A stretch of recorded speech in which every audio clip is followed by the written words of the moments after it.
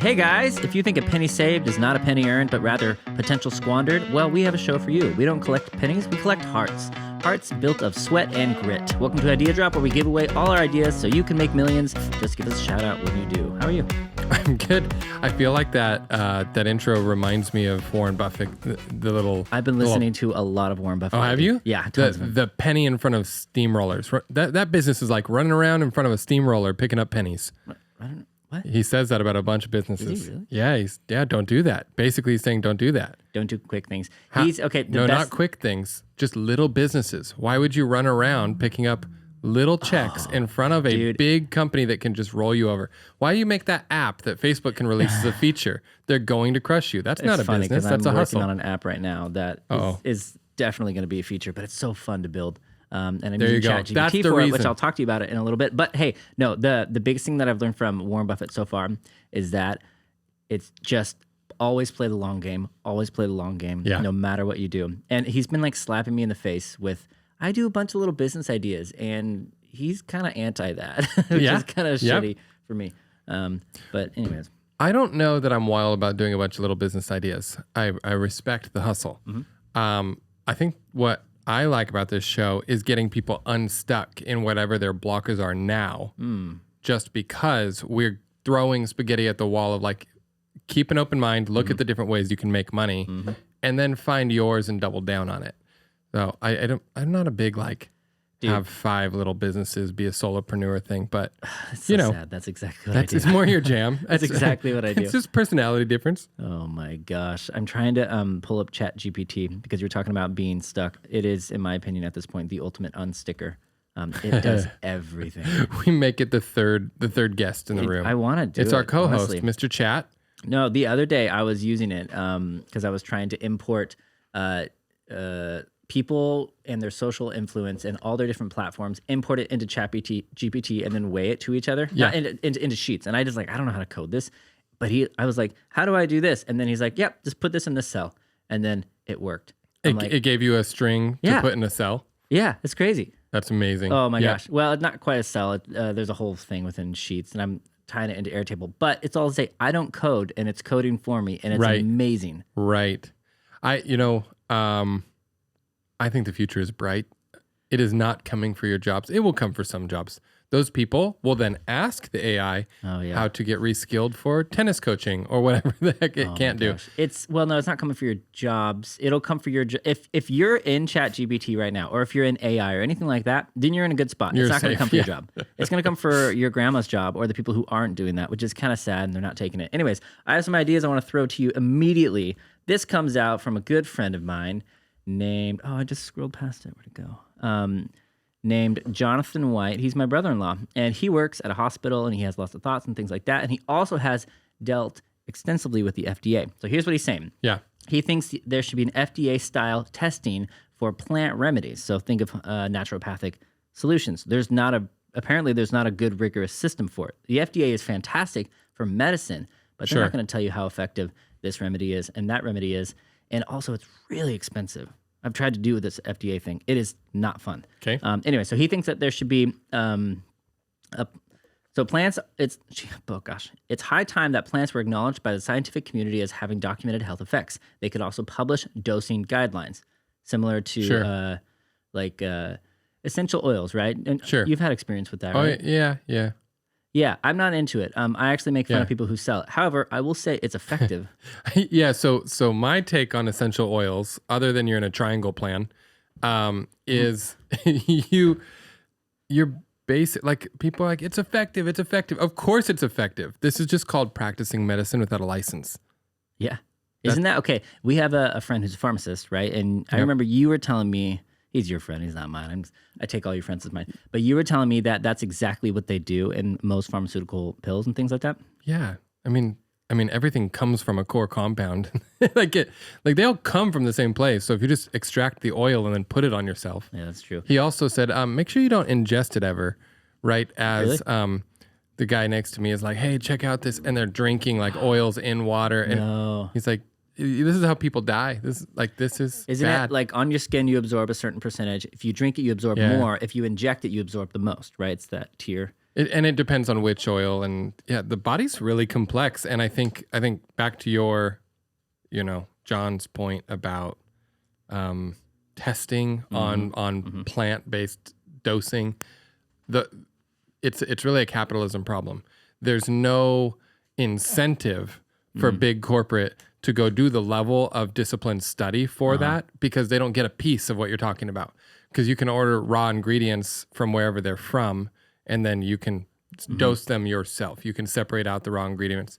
It also creates a safety hazard. So I have 5 children. So keeping like a bucket of this raw powder from scary. this plant that I'm using a little bit in my water or coffee or whatever I'm doing. And if they think it's sugar. Yep. I have found like Tylenol pills on the ground that were wet from my daughter's saliva when she was 3. No. And it was on the top shelf, just not locked. So like we learned the lesson of like, oh crap, some children are very monkey-like, and they know they're watching where you put stuff away. Oh yeah. And so we disappear, and then an hour later find Tylenol pills. Thank God it was just Tylenol. They think it's candy, and you're like, no, this was for a purpose. Yeah, and so I think there's this safety side of things. There's the corporate's not going to get any money from this thing you're talking about, which creates the rebellion of essential oils and raw ingredients and organic and supplement everything, and it's like, well, we're just talking about 2 different healthcare systems. One is very mature overseas, but not mature here. So this it's very practiced in many other countries. Is there a system that regulates it? Do you know? It just depends on the country, right? So perhaps, yeah. A lot of countries are having to regulate things, but they don't do it like we do it. Like we get this weird, we get regulation that intermixes with capitalism. Oh yeah. So it's not just laws, it's like patents and laws, and these laws protect the hospital. This law protects the doctor. This law protects the patient. This law protects the insurance company. Now you have chains of laws intended to kind of like do one thing, but now it's a mess and the chain can't be broken. In a lot of ways, I think capitalism has failed us, and that would be example one. Okay, I'm going to go straight to the idea. I don't think it would be a good idea to do. I do wish it existed. I wish there was more cold hard statistics of this oil does this and it's measured through this, and we've done it, double blind testing and all that stuff. But I would never start this business to be too hard. That business should be a content business. So if you're actually qualified, right, and people actually care, you can monetize through whatever ways content already is monetized. Oftentimes ad traffic, etc. Yeah. But it is a hot topic. It is valuable.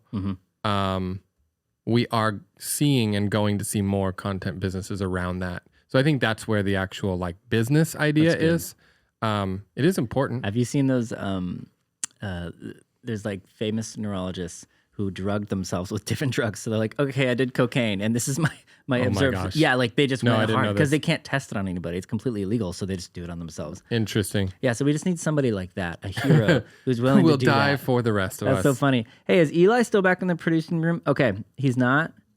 Oh, he's right there. I have one idea I wanted to throw to you because I think Eli will think it's interesting. Yeah. Eli's a guest producer with us today. Here's the idea.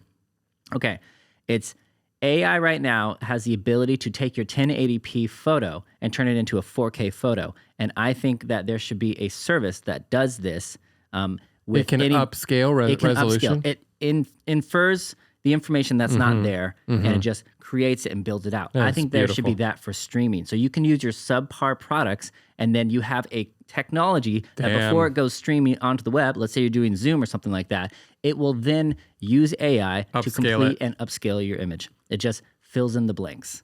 That's very interesting. This already exists to a smaller degree in TVs. I've only seen it for... No, so you can, for example, there are like video features. There's like video acceleration upscaling features. Yeah. But not to the degree you're talking about. Not like it can go from... No, literally it fills in the gaps. Eli, what do you think? Is this a good idea? It's a good idea. Have you seen this? They're doing it with photos now. You can take like a 25 megapixel photo, and then it'll turn it into a 40 megapixel photo by filling in the gaps with information that it predicts to be there. Yeah. So This business would be in the bucket of picking up pennies in front of a steamroller. No, I think Zoom's going to do it. So you're just creating a They're feature. the steamroller. Yeah, okay. Yeah, that's fair. But somebody make it. But Zoom isn't going to win on this. Apple and Google will win on this. But they don't have a streaming platform. Their phones. They will just put this into their phones, and everything that you will get what you want from the device in your hands. So I think you're right that tech is coming. You're just predicting where tech's going. And okay, if you want to make it in a way that they wouldn't do it, just make it a software that you could give to video makers. Like it's like a Premiere product. Yeah. You know what I mean? There you go. That's a good business. Yeah. So like they're already paying hundreds or thousands of dollars for their gear to produce their jobs. Yep. And they want to give to their clients the best product. Exactly. And so they will pay you for this feature. Adobe should make this. So it depends on the complexities of pulling it off. If it's actually hard to pull off, it might be a good little business. But if it's easy to pull off with AI, then Adobe will just add it as a feature. Let's just go to ChatGPT. Hey, can you make me this really fast? Dude, okay. Microsoft is buying $10 billion of stock in OpenAI. You told me this. I felt really dumb. They're geniuses. I didn't know this. I feel really dumb for not knowing this. Well, yeah. Some headlines get buried because they're not sensational. They're like, oh, duh. Yeah. Like, but to me, like the number is the shock. $10 billion to buy less than half the company. They're getting 49% of the company after a certain part of the convertible note. And there's like details on their deal that I think are fascinating that are not for this podcast. Wait, what? Like, can you give me like a teaser? They're not just buying straight up equity. But it is something where they're buying their way to eventually hold. They're capped. Doing what Facebook is doing with VR, right? They're just saying, hey, in order for this to explode at the level that it needs to, you need backing beyond all comprehension. They're not, though. Facebook bought out Oculus for a couple $1 billion. They control it. This is so fascinating.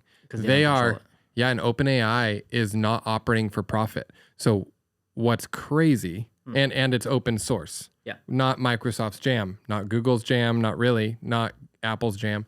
So we're seeing a very unique investment to eventually hold less than half the company, which granted is a shed load of power. Instead of them inventing it from scratch, which validates how freaking advanced OpenAI as a company and a team is, and they are capped on their returns to 2.5 times their initial investment.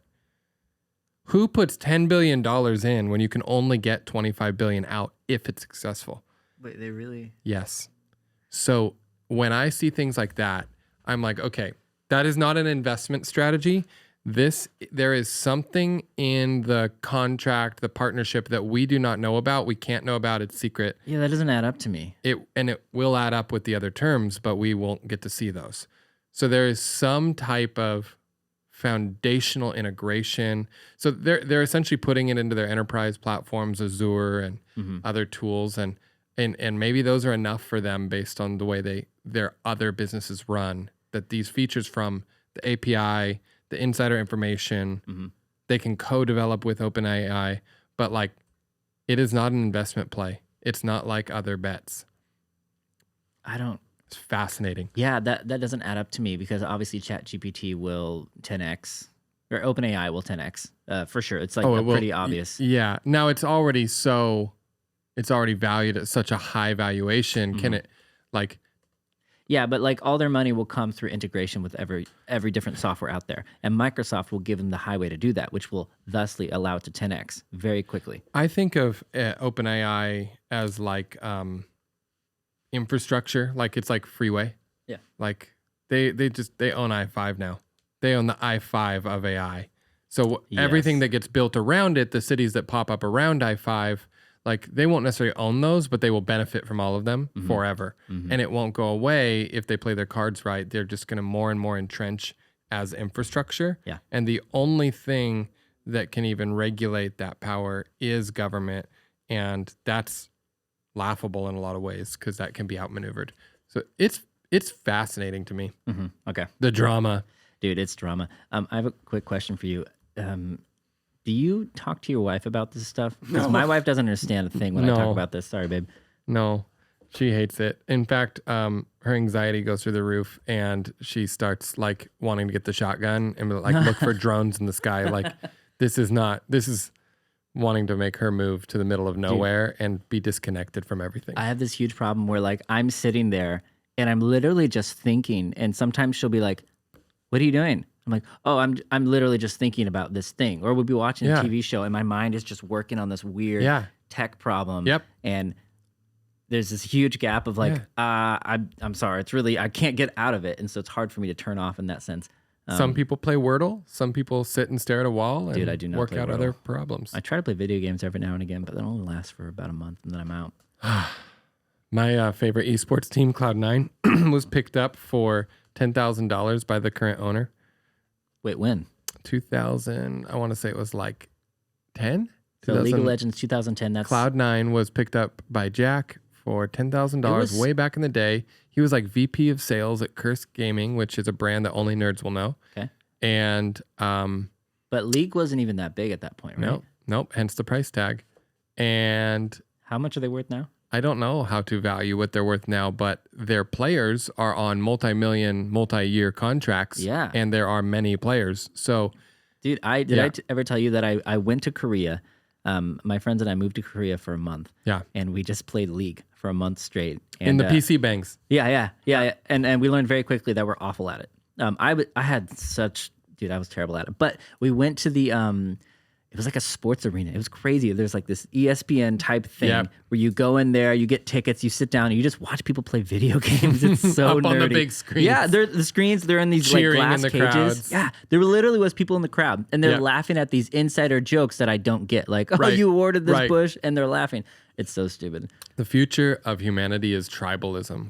It's a renaissance of tribalism. We're going back to splitting into these segments of like-minded, similar passions. You got a sense of community.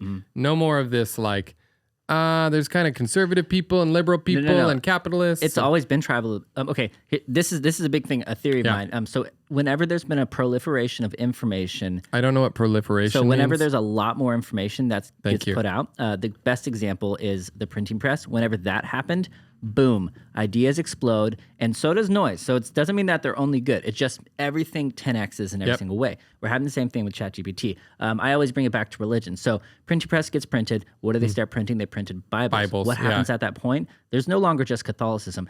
Tons and tons of branches jump out. Segments of... Exactly, because now they have information and an ability to share that information extremely quickly. So right now we're at a really, really wonderful, wonderful time of being able to do that. Another example is with music, right? As soon as they made the ability to have a recording studio in your bedroom, what do we have now? We have tons of artists. We used to just have Madonna and U2, and now we have a bunch of no-name artists, and some of them are awesome and some of them are terrible. But it's just an explosion that always comes with free access to information. There you go. I just look at like technology democratizes individual expression. So the way that humans are. Yeah. Now I get like a lot of ourselves are shaped by the things that we hear in culture, but I do think like we are a certain way at our core, and that comes out when we have the tools. Yeah. Technology basically lowers the cost of tools, so the more it advances, this is what I think is happening with AI. So this is my take on it. Like it's not coming to hurt anything; it's coming to lower the cost of self-expression. So I think we will become more human than ever because of these advancements in technology, because the things that we currently are enslaved by, like a normal 9-to-5, bad managers, boring jobs, putting sprockets into a machine over and over on a factory floor every day, those types of things go away with tech advancements. We essentially produce cheaper. Therefore, we are wealthier. Maybe our bank accounts don't have more money, but what we get for our money, everybody's afraid of inflation, but nobody in the same conversation is being fair about advances in tech. Yes, my coffee is a lot more expensive, but laptops have been the same price for like the last 10 years, and they are about 20 times more powerful. This brings up a really big problem that a lot of people thought was going to be solved by new technology, which is that of leisure time, right? You talked to people 100 years ago and they said, oh, in the future, we will only work 5 hours a week because technology will be rid of all these jobs. And it just hasn't been the case, which is kind of sad. Yeah. I don't know what to do. Okay, so well, I do think a lot of people have a shed load of leisure time compared to what you're talking about. So I actually, it's not 5 hours of work a week. Well, no, think of this. Like there's a machine that gets released, and then that machine takes over 5 people's jobs, right? And so the company then makes 5 times the amount of. Well, no, they save 5 people's salaries, right? So let's say they saved $100,000. They're cheap hourly wage employees, right? What we used to think was that will now free up people to have more time, but that's not what it was. Just companies are having a better profit margin, and those people have to go out and find new jobs and thusly innovate themselves. And so it's always broached the interesting conversation of should you have a robot tax? Should you not? No, I don't look at this at all like that. I think that's a terrible take on this. Okay. I get that it's a common take, but at the end of the day, a company is a tiny little character in this storyline. They are a nothing burger. What happens when they save money and they can make more profit is the company next door to them then can also compete. The margins actually get squeezed back down after a couple of years of this technology coming to a new resting place. Those displaced workers go and do other things. Yes, in the short term, that can hurt people. But in the macro sense for society, what it does is we all end up getting more things for less cost. And that cost cannot be defined in money. It has to be defined in time. So money is unlimited. We can just print more of it. What is super limited is time, which is why GDP is production. Dude, GDP needs to be reanalyzed. I might have said this on the last episode, but we also lost an episode, so I'm just going to do it very quickly. So how economies are measured, right? You and I crash land on an island. Yeah. You're good at fishing. I'm good at building houses. Yeah. We both have to do both tasks every single day because there's a storm every night. We repair our house, right? Yep. Takes us 8 hours collectively. But then I figure out, hey, if you fish for me and I build you a house, we can save each other 2 hours of time. Thusly, we have created an economy. I'm exchanging goods and services, right? But then we find a neighboring tribe on the island, and one of us finds out that we can build them a hut and they'll give us fish for life. And then that's great. So that person is in a great spot. However, the person who was fishing for you and me, I forget it was you or me, now that person is completely out of a job and completely out of a way to innovate. That's the danger of I don't think so.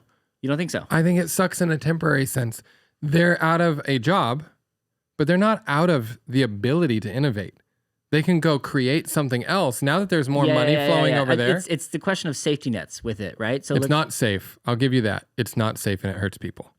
Oh, I don't want to hurt people. It does. No, I don't want that. I'm just thinking this is what I believe reality is. No, I agree. I get so torn. Obviously, this is like going to the age old of, are you Democrat? Are you Republican? Do you believe that the state is required to do this? Should you build safety nets into society? Should people just learn how to do that? I used to drive the road and we walked uphill both ways and we learned how to work hard. I don't know. I don't know the answer. I just know it's a complex problem. We need bumpers on the downsides and upsides. Like we do need bumpers as a society, but on the whole, incentivizing production the way we are does give people freedom. And people would rather be poor and free than safe and imprisoned in that safety.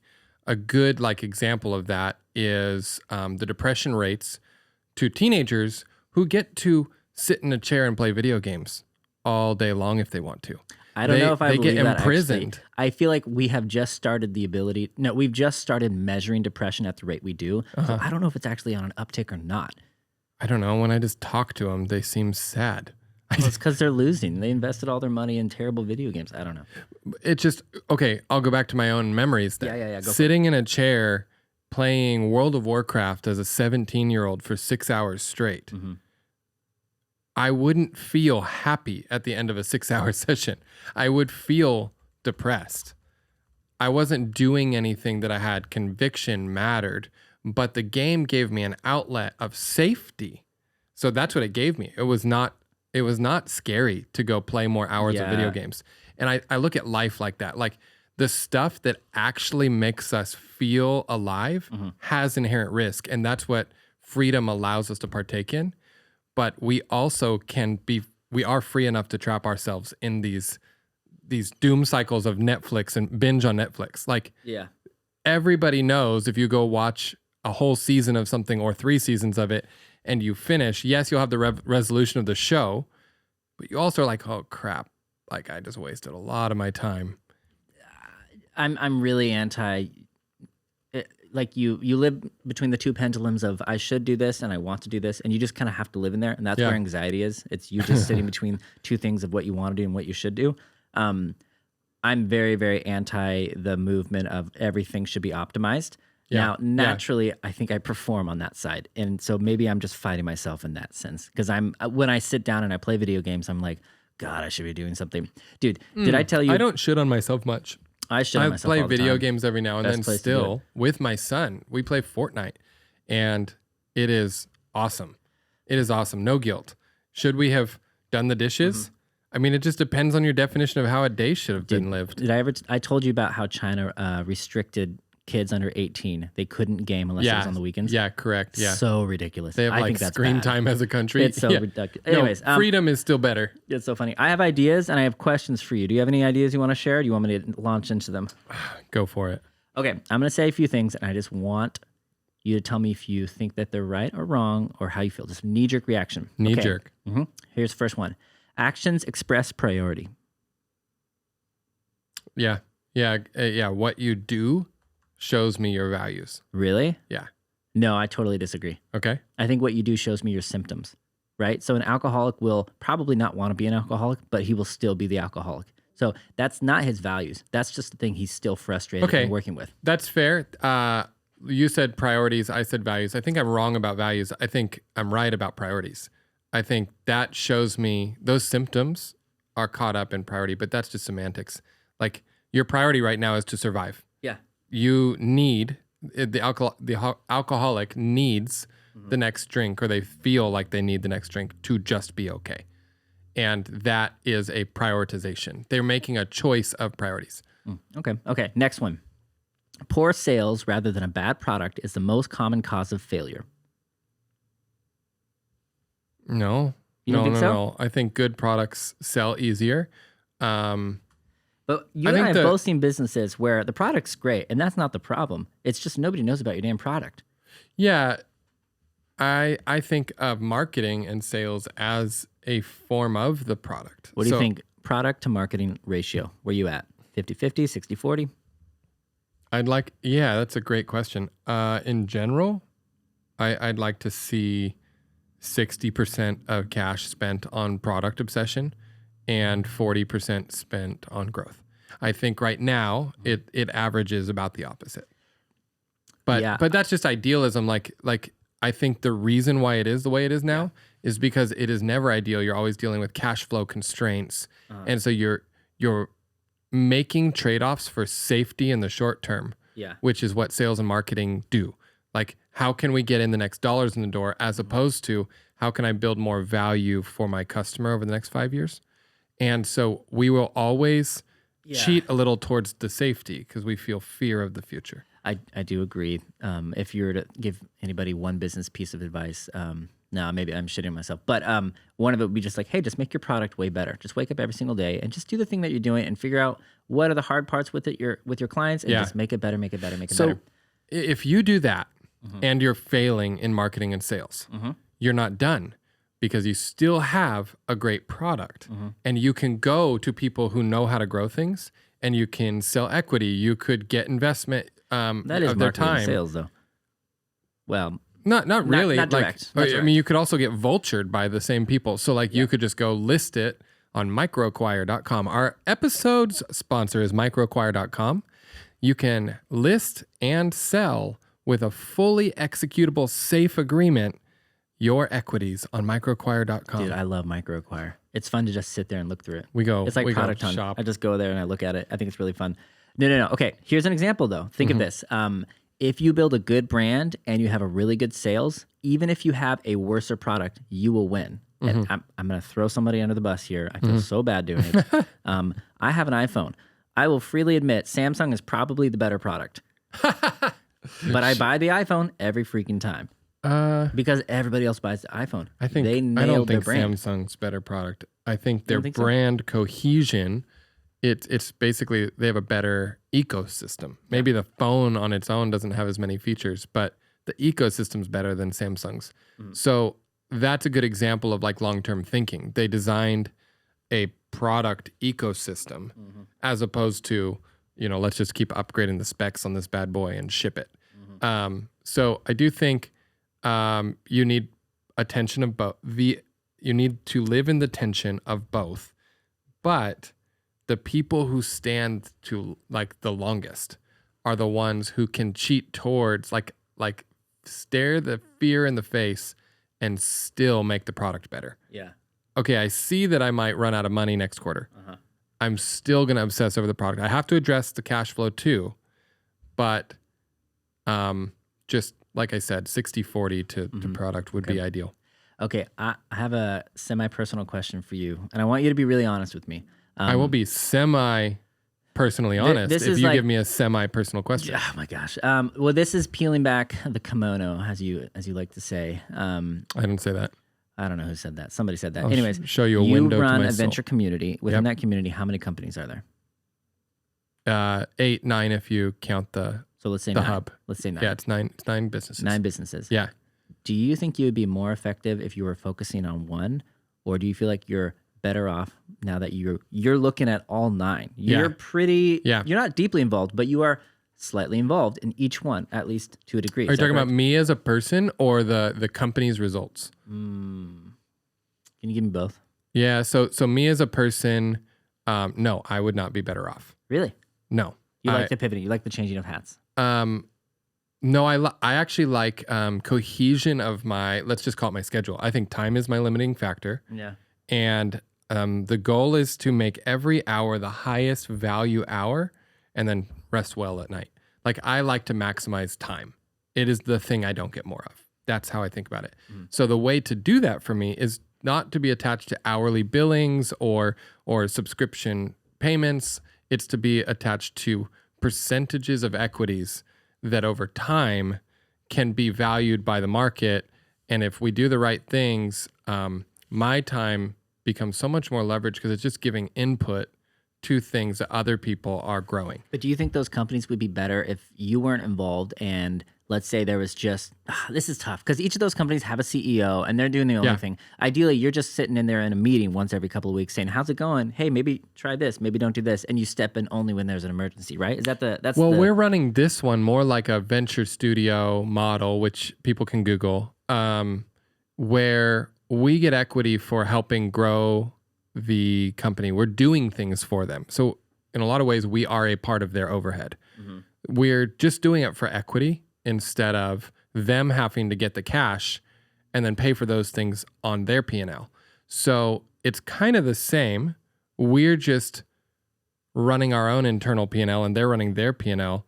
We're doing growth and marketing and referrals and handshakes and introductions. I feel like we do have synergies. It's pretty new. I mean, we've only been doing it for, like 8 months. So on an 8-month time horizon, I feel like we're pretty optimized. On an 18-month horizon, I expect that we will be extremely focused and efficient because we're not doing fulfillment. We're not doing strategy. We're not doing people management. Yeah. These things that in the past people have taxed management me. is so much time.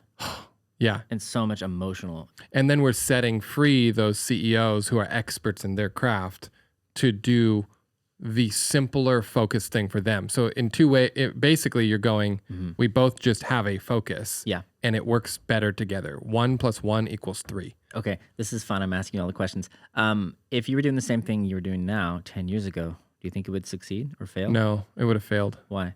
I didn't have experience to... What would you do 10 years ago? How would you make it fail? I would have gotten lost in weeds. I would have gotten stuck in weeds. And I did. Can you give me an example? Yeah, like 10 years ago, in February. Is it February yet? January, 10 years ago. Like let's see. I was a senior salesperson at a VC tech company. And the thing that I obsessed over at that company was how the tech worked. And I was not a technician. Now that helped me sell, right? Yeah. So that focus helped me sell. But then when I tried to have a side hustle, which was at the time like a It was like an Etsy competitor for original art. It was called fondue.com. And it had like a couch or a chair, or you could go over to like a love seat and you would see the relative size of the painting above. It was very nice. And you could like choose a color palette that was good for your house. And you would see you would be able to browse and scroll related paintings that would match that color palette. Artists had profiles. They got rewarded with algorithm points for doing things. So if they did this is a good idea. Local deal, thank you. Yeah. If they did a local deal, they would get more points. The algorithm would give them a 30% boost in their results for being ahead of points. How much money did you sink into this? I put 30 grand in personally? Personally, and then my mom put 20 grand in which was my education fund, and I didn't go to college. So when I didn't go to college, what I mean was I took mama's college money and I squandered it on this. It was good. And then we had a shipping method. We had a tipping method for artists, which in the original art space is massive. There are now tools that do all this. Everything that I thought of and had paid to get built now exists in several different companies. And I would have been first. And I would have lost because I didn't know how to do marketing and I didn't have the cash to pay other people to go shake those artists' hands. The hardest thing on earth to build is is a market business, like a marketplace. Yeah, you're trying to grow your artists you have to grow on both sides. And customers. It's really, really hard. Yeah. So I didn't have the experience in how to manage essentially cash flows, and I didn't know how much investment money I needed to get this thing done. Now I know to do that same business, I could do it for 400 grand. That's my gut feel on that. I don't think you would do it. I don't think it would even succeed at that point. I think it's impossible because you have to grow both sides, and that's just you could do it in a single city for that price, and then it's easy to go expand it to the city next to you. Mm-hmm. I agree with that. Okay, so you're saying if you're doing what you're doing now, but 10 years ago version of you'd get lost in the weeds. The weeds of which I did. So like engineering an application, how this feature works, the algorithm points. I was lost in the weeds, the tech of our business. I did not come up to the higher level and go, oh crap, I do not have a marketing budget. Oh crap, how am I going to run this while having a full-time job and 3 kids and my 4th on the way or whatever it was? Oh my gosh. Yeah. I had 2 kids at the time. I've seen a lot of businesses get like pretty far along and then they realize, oh, I don't actually have any marketing budget at all. I have no plan to sell my product versus just calling people and hoping for the best. Yeah. Or if I build this, then maybe an investor will come. So let's address that elephant in the room. Okay. So for you people out there wondering, how much money do I need to pull off this business? And at which point can I entice an investor? Many of you, the answer is never. The answer is never. The model you've chosen is not investable. And your background is not convincing. And you will not raise the money. And you will not meet enough millionaires to cut you that check, statistically speaking. No, this is good. Earlier this year, you and I were like, hey, let's start a lead generation business for, what did we try? It was for, this is so funny because I don't remember because we're so just moved on past it. We went really fast for trade shows. Yeah, right? yeah, I remember that. And so that could have been a good business. Yeah. So what we did is we spun up a campaign. We sent it out there. We saw if there were any bites, and there were no bites. And so literally it died, and we moved on, and we wasted like less than $100 probably. Yeah, I would guess $100 or $200 on tech stuff and our time, which is not cheap, but like. But we found out very fast if there was validation or not. And that is the best way to do it. That's right. And then there was the related business, similar thing, testing for SEO and writing. Yeah. Right? And that one's working. Yeah. So similar play, like let's go see if people want to buy, a la carte writing at a high level. We got a really good writer and we got a really good little marketing lead gen engine for this. And we started marketing and now we have we have less than 5. So I think by the end of the quarter, we'll probably have 5 retainer clients at, really good retainer rates that can actually provide overhead. Like we can have staff and then we don't have to do all that work. So we started with what does the market want? Mm-hmm. And then we said, if we charge this and the market says, yes, I'll buy it for that, then we know we can afford the writers and we can afford the management layers. And we can afford what we started with was the numbers at a high level. This is the amount of money we would need to charge to have staff. Mm-hmm. And this is the amount of money that we need to validate that people will pay for this service, therefore. So now we can just send out cold emails. So for those of you wondering, is my model investable? The way to look at it is, well, go validate, do your customers pay you enough? And if you aren't getting paid by customers yet and you're still building, just go skip the building part and go email a bunch of people. Use woodpecker.co, use outreach.com, use reply.io. There are these email tools. Woodpecker's probably the best for a solopreneur. Yeah. I've never used it. Yeah. Right now. And read their blog. You will learn how to do cold email marketing, but you can go then validate your own ideas to the people with the titles that will actually pay for the thing. Kendall, if I want you to validate me an idea, how much are you going to charge me to do that? I don't validate ideas for other people. Equities. I'll do it. If you guys want me to do it, I'll do it. I'll pay for you. Okay, last question to you. I want to see here. Right or wrong? Hit me with this one. Every startup should start with a very small market. No. Really? No, I like big markets. Yeah. No. Scrub Daddy.